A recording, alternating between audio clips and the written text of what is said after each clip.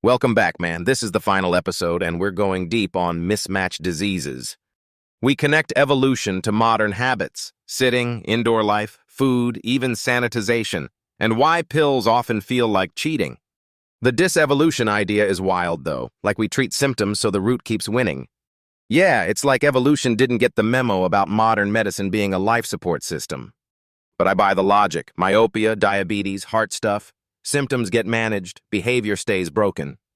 And he kept hammering that disease prevention is the real game, not just extending the ride. I love how he uses glasses as the example. Cool, but it's symptom management, not a cure. Like, congrats, you evolved to be slightly nearsighted. Here's your accessories pack. Then it becomes more grim when he says most doctor visits are for preventable stuff. 70 to 80%, bro, that's basically the system eating its own tail. And the inequality angle hit hard. Who gets time, money, space, food, and safety to do the right things? Exactly. Just exercise is such a privilege filter disguised as advice. The cancer section was intense too, because it reframes cancer as evolution's side effect, not a random villain. Cancer as multicellularity went wrong. That's a sentence that sounds like a sci-fi plot. But then he ties it to energy, more calories, more insulin, more cell division vibes. And that Bangladesh to England cancer rate jump. Energy and lifestyle moving with the people. The menstrual cycles tangent was also a bit mind-bending in a statistical way. Like, birth control might not just change your calendar, it changes hormone exposure counts. That's such a subtle variable most people never even think to track. Still, I'm always careful with causality claims there. Correlation loves to dress up as truth. Fair, but the bigger point, energy trade-offs, felt coherent across topics. Then he went into fat storage like it's a financial system. Triglycerides, adipocytes, balloons, inflammation. Adipocytes are basically tiny savings accounts until you overstuff the vault and it triggers a whole immune drama. The key was the inflammation bridge to insulin resistance and plaques and everything downstream. So it's not fat exists, therefore bad, it's fat storage stress and immune signaling. I liked that he called fat life, though. Fat-free diets don't magically unfat you. Keto got treated like the tool, not a religion. Rapid short-term loss, then long-term uncertainty. I mean, you lost water is the most boring explanation that's still usually correct. He compared fasting and exercise in a neat way. Both push you into negative energy balance and activate repairish pathways. But he basically said exercise is the higher ROI because you get the bang for your buck package. Which is hilarious because we all want the fastest hack and he keeps saying move. And then comfort culture. Soft life, soft chairs, soft habits, connected back to skeletal loading. Back pain being predicted by back muscle endurance is such a simple villain. Not mystical injury, just your spine has weak stamina. The chair argument was real too. If you lean on support all day, you detrain the muscles that protect you. Then there was the sitting data. It's not just sit, it's sit for leisure after work. That distinction matters because everyone logs desk time, but leisure sitting habits are the real multiplier. He also made that get up every 20 minutes point. Turn the metabolism back on like you're restarting a car. I'm stealing that line, metabolic engine ignition courtesy of a random bathroom break. The bone stuff with tennis players was awesome. Loading one arm makes it thicker. That's like the body saying, I will build capacity for the exact work you demand of me. And if we don't chew or load like before, jaws and teeth get less room, malocclusion, orthodontist chaos. It makes me angry because it implies our environment keeps outsourcing biology. The action items were actually grounded. Be physically active, eat less sugar, saturated fat, reduce stress where possible. But avoid psychosocial stress is the toughest one, because it's not just controllable weather. Still, the philosophical move was, question what you assume is normal. Shoes, cars, processed foods, sanitized living, none of it is evolution's default setting. And then he pivoted to sanitization and hygiene hypothesis. Kids, immune training, allergies rising.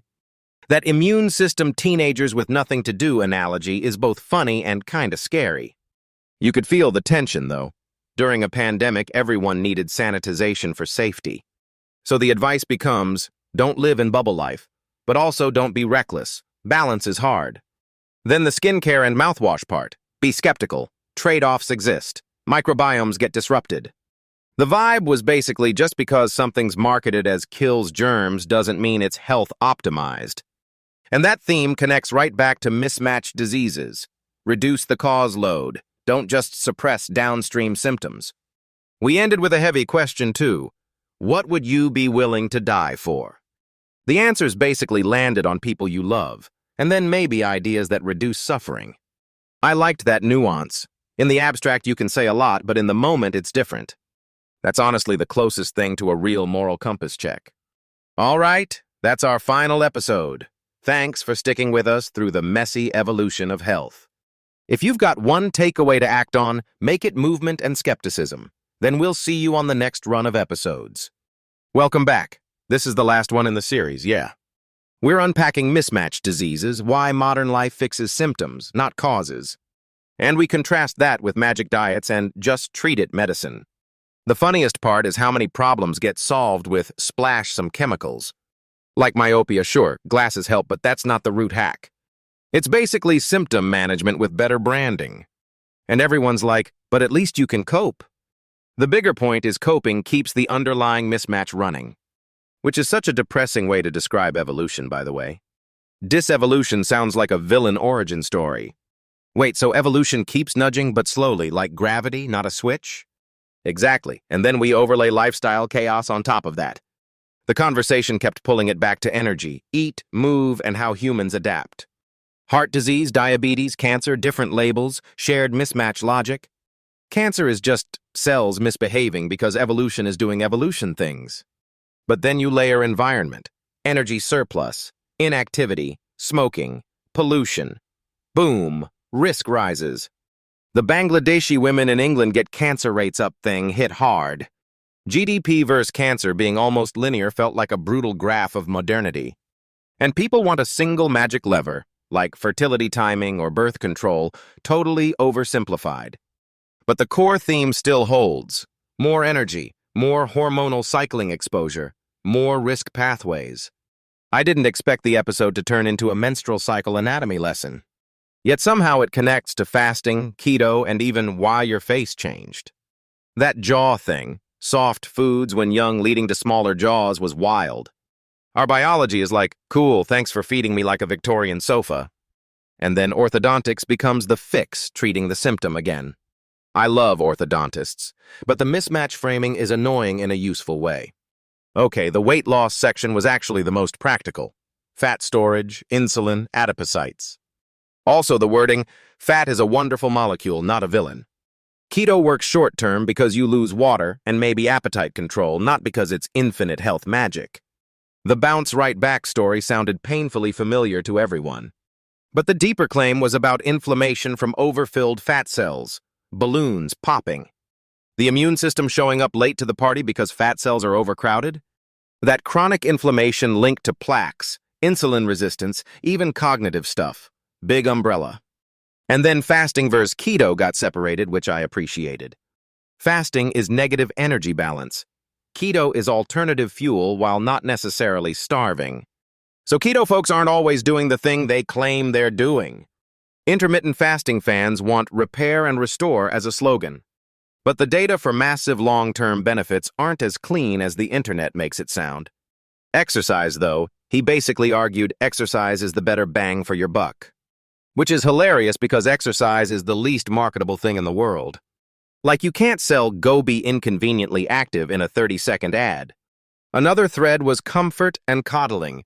Too much risk aversion, too much sitting, too much sanitizing. The comfort industry roast was oddly satisfying. Is a chair bad? No, but a chair that makes your back muscles retire is wild. He framed back pain as endurance and weak backs, not one dramatic injury. That pencil moment, classic one weird trigger, weak foundation story. And sitting risk depends on where it happens, leisure sitting versus work sitting. The practical micro-habit was getting up every 20 minutes. Turn the metabolic engine on. He even used that example of people who move constantly versus people who sit for hours, which tells you the body likes motion interruptions, not just total sitting time. Then we go full immune system mode. Hygiene hypothesis, sterilization, allergies rising. The point wasn't be dirty, it was don't keep your immune system bored forever. Teenagers on a corner with nothing to do. Terrifyingly accurate metaphor. And it connects to skeptical of mouthwash, sanitizers, antibiotics everywhere culture. Killing good bugs might be a side quest no one signed up for. That whole vibe, trade-offs are real, and long-term costs hide behind short-term comfort. Even the cosmetic stuff got folded into the same skepticism muscle. Latest product, newest promise. Those are often just newest targets for your attention. So if mismatched diseases are the enemy, what's the actionable conclusion? Move more. Eat in ways that reduce mismatch causes and don't outsource responsibility to pills. And also, stop assuming your normal is biologically normal. The philosophy is evolutionary. Pause, ask, modify cars, shoes, processed foods, and habits. Not paleo cosplay, just better alignment with how bodies evolved to work. And the last kicker was the vicious cycle. Treat symptoms, worsen the system, repeat. That's the uncomfortable part. Our help can accidentally perpetuate harm. Before we wrap, one last moral question came back again. What would you die for?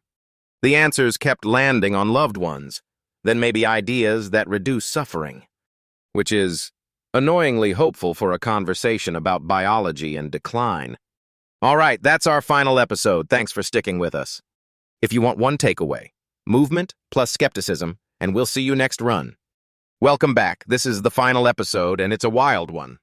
We connect evolution to myopia, cancer, weight, and even sitting, then ask hard questions.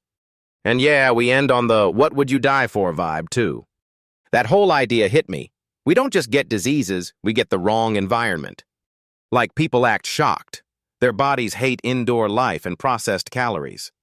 The body isn't shocked, it's just understaffed for modern tasks. The dis-evolution framing is brutal because it's not about villains. It's about incentives. Once you treat symptoms, the cause keeps winning. And we do it constantly. Glasses for myopia, meds for heart disease. Plus, it's inequitable. Fresh food and exercise access isn't evenly distributed. So the fix is often a subscription to suffering, not prevention. What I loved was the logic that prevention is cheaper and kinder, period. But then the big question, can we actually reverse any of this? Reversal sounds like a marketing department word, not biology. Still, you can slow progression, especially if you stop feeding the mismatch. The cancer part was especially interesting because never get cancer is nonsense. But cancer rates rise with energy felt like a punchline to modern lifestyles. Like GDP correlating with cancer. Sounds almost too clean, right? It's not magic causation, but the pattern is loud enough to pay attention. And the menstrual cycle argument, more cycles, more hormone exposure, higher risk, was wild. It reframes family planning discussions into energy and physiology, not judgment. Although people will absolutely weaponize it, because humans are like that. The real point is, our bodies evolved with different rhythms and constraints. Then you get the obesity and keto part, and I finally understood the why behind water weight. Keto is great until you remember your body is still an engine that wants fuel cycles. The claim is always miraculous long-term, but the data don't really support it. What matters is energy balance and the inflammation cascade from fat cell overload.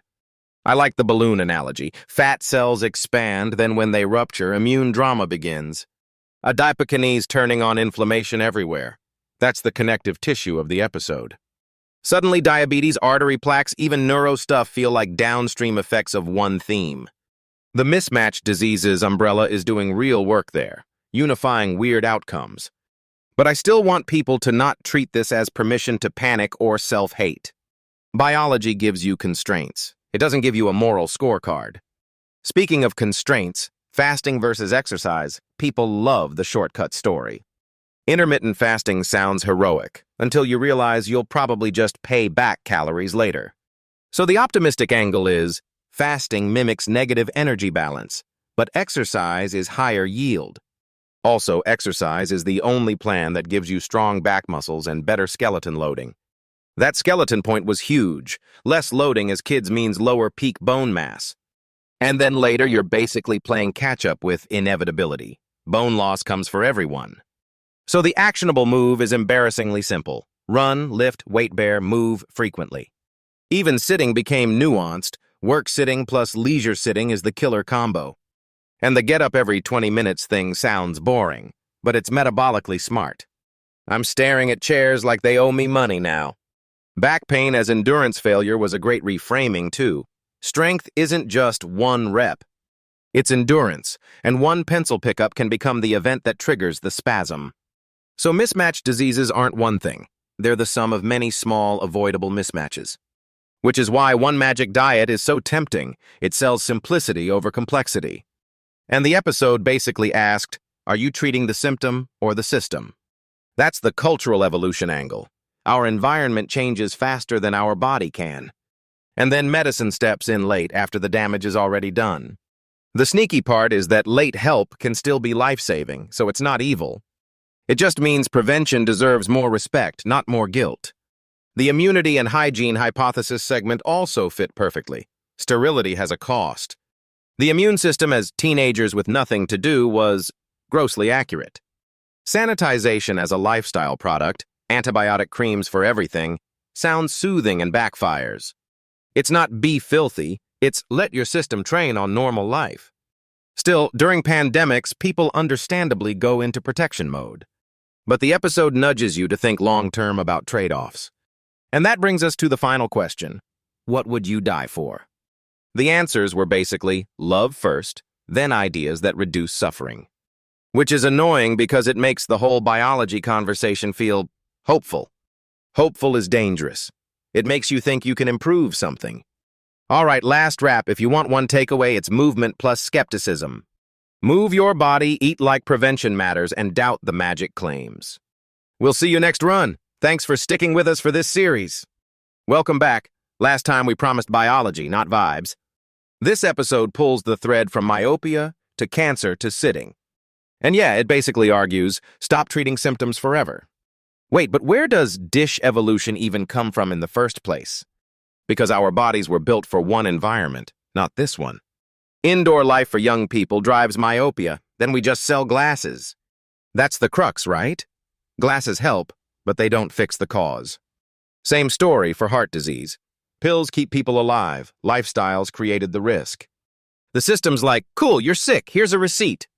So it's not don't treat, it's treat plus prevent harder. And prevention isn't glamorous, so we outsource it to medication. Also, it's expensive, plus it hits low-income people harder. Like fresh vegetables and safe spaces to exercise aren't equally distributed. Okay, but cancer, how can that be called a mismatch when it's universal biology? He said cancer is basically evolution going wrong inside multicellular life. But then energy balance flips the risk dial. High-energy environments make cancer more likely. That Bangladesh versus England cancer rate comparison was wild. Diet and physical activity change after migration, and the rates move with it. And then menstrual cycle counts come in. Birth control potentially shifts hormonal exposure. I didn't think about more cycles as more chances for hormone-driven cell turnover. But isn't this where people start overclaiming correlations as mechanisms? True, the internet loves turning risk factors into single-cause villains. The safer read is, energy, hormones, and environment together shape risk. Then he pivots to fat storage and inflammation, keto, fasting, all that. The fat is a wonderful molecule line was kind of a slap in the face to food marketing. Fat isn't the enemy. Overfilling fat cells and triggering inflammation is the problem. I liked the picture. Adipocytes as balloons, and when they rupture, immune alarms go off. Adipokinase and cytokines, basically chronic inflammation linking obesity to diabetes and plaques.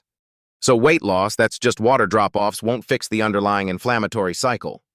Keto converts your fuel to ketone bodies, but it doesn't magically re-engineer your insulin sensitivity forever.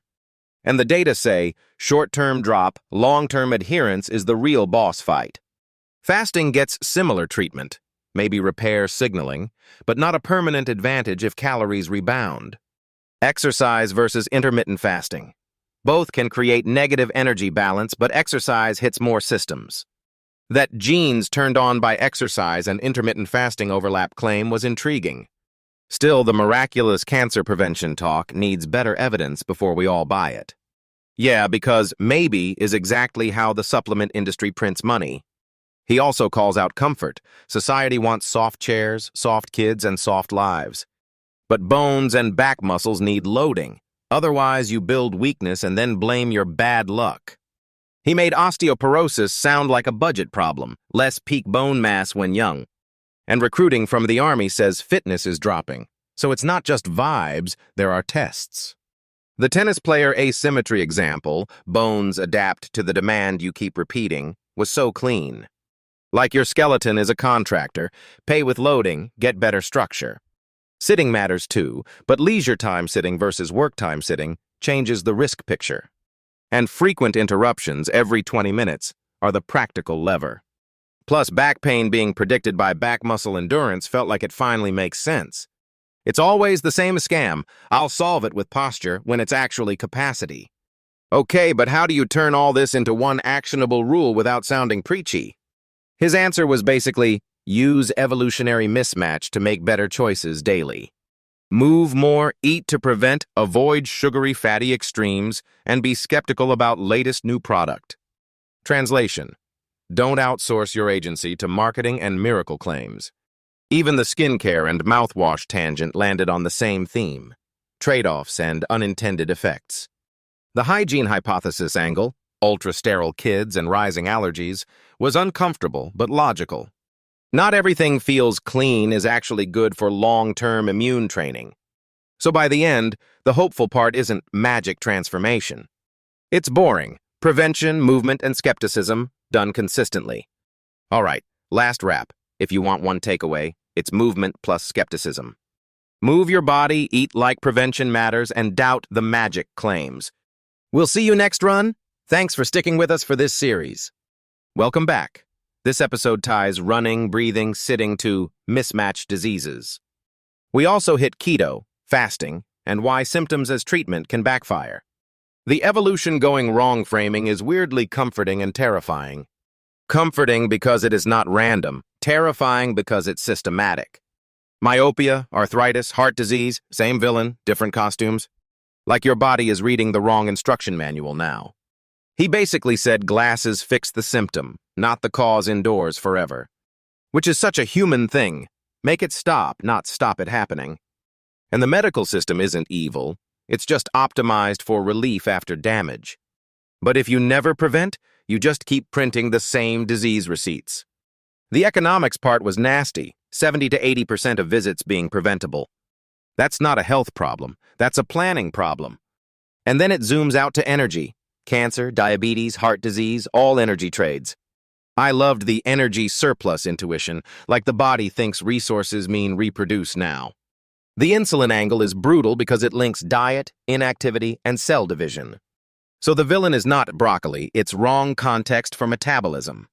That's why rich countries have more cancer, GDP as a proxy for energy availability. But correlation isn't destiny. Still, it's a pattern you can't ignore.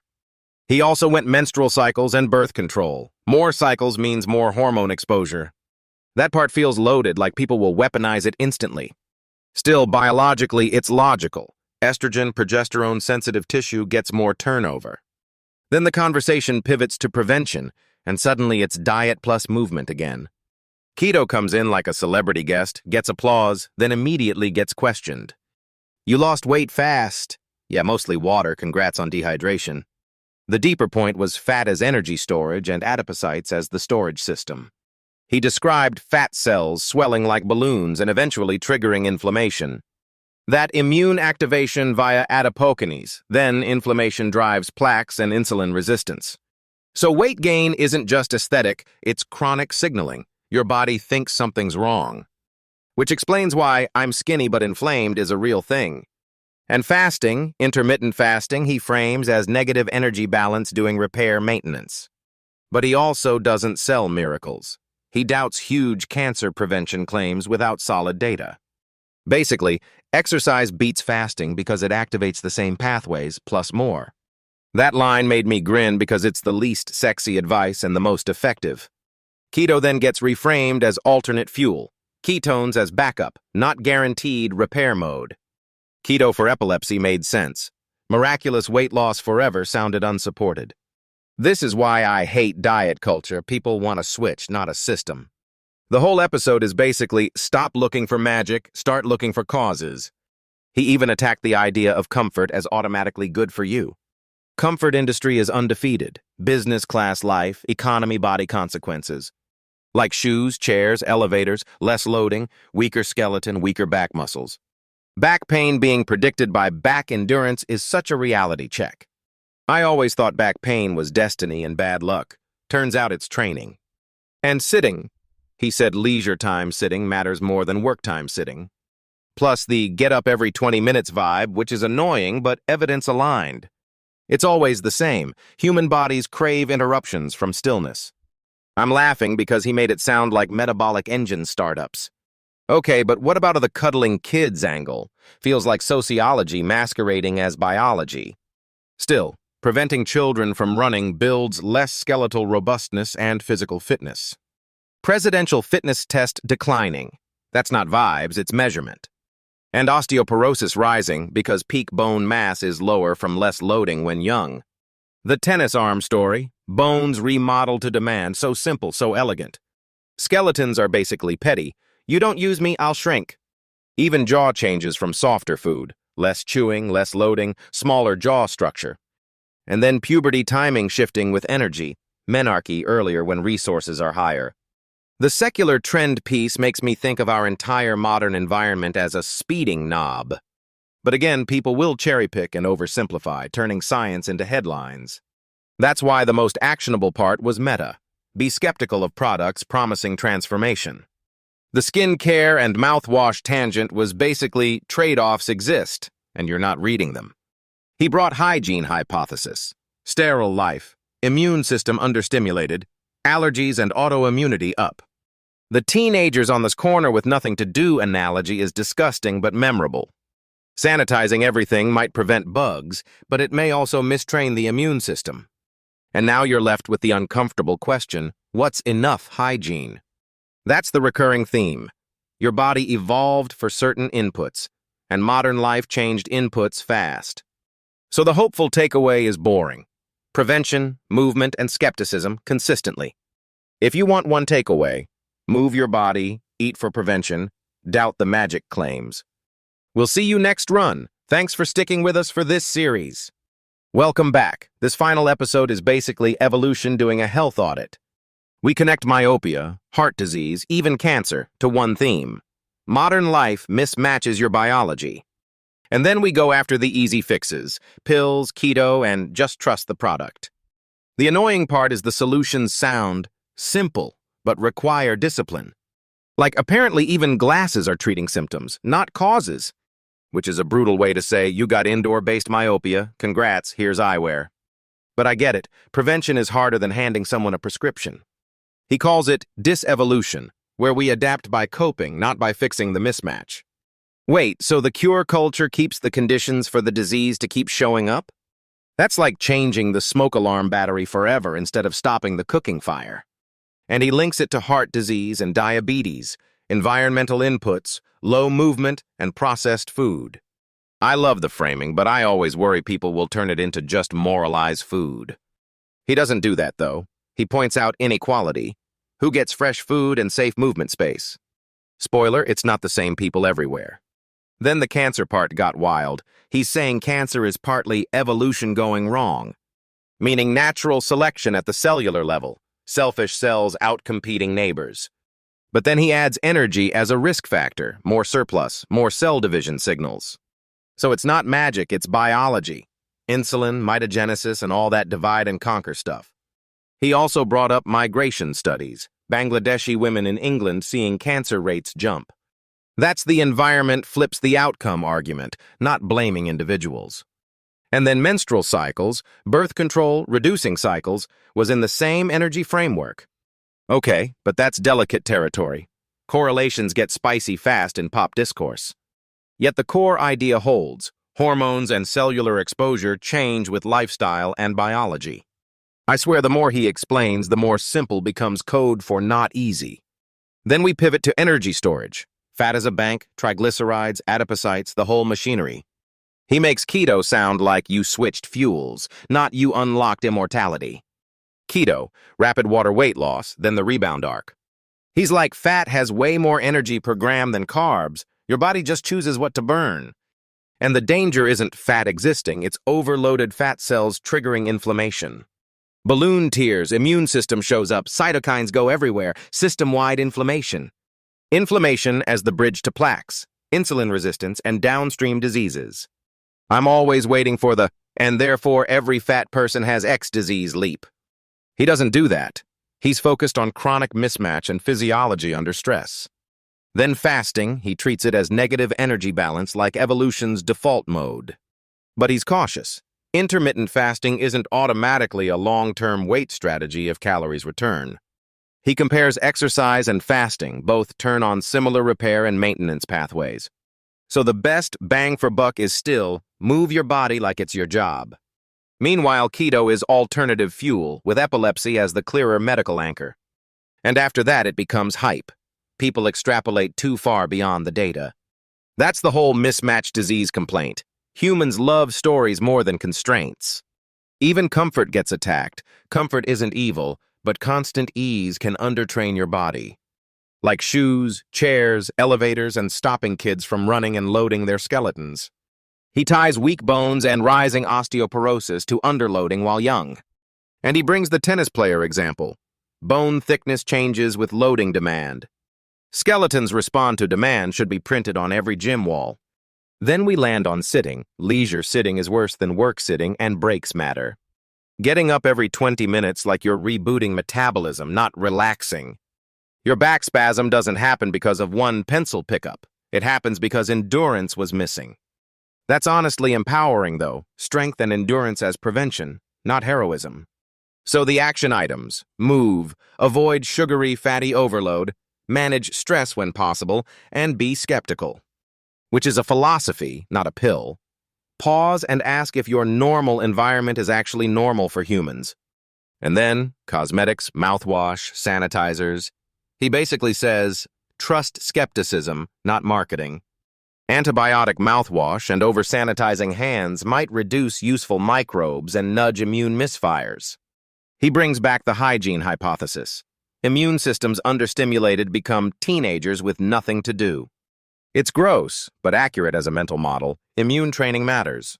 So prevention includes microbiome respect, not constant chemical wiping.